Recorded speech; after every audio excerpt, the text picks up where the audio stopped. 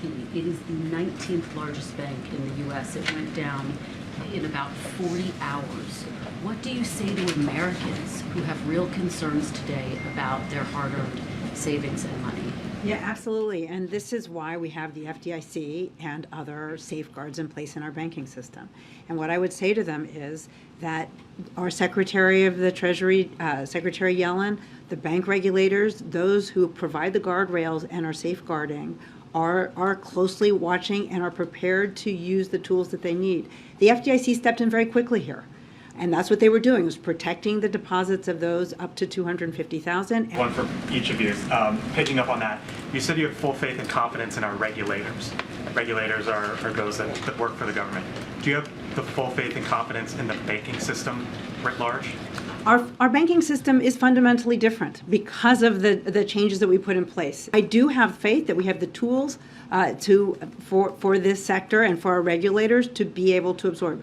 But this is what we know today, but we do know that our banking system is in a fundamentally different place. Don't worry about the contagion effect.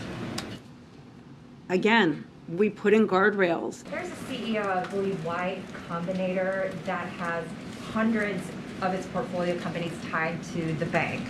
And the CEO said that this is a, quote, extinction level event for startups if regulators and lawmakers don't act quickly to give it some liquidity. So I'm wondering if the administration believes right now whether that kind of intervention is needed.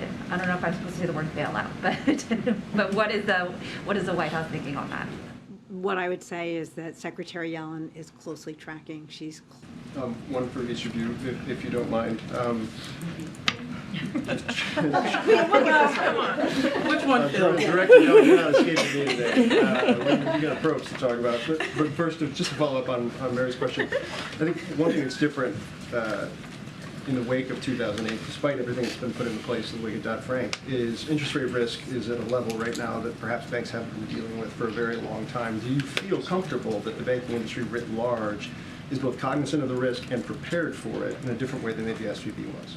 So what I would say is that our banking system understands these kinds of heightened risks, and that I have full faith and confidence in our regulators.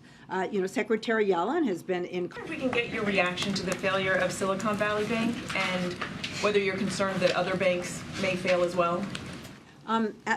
Sure. So the most important thing that I will say here is that our Secretary of the Treasury, Secretary Yellen, is closely tracking the developments with the Silicon Valley Bank.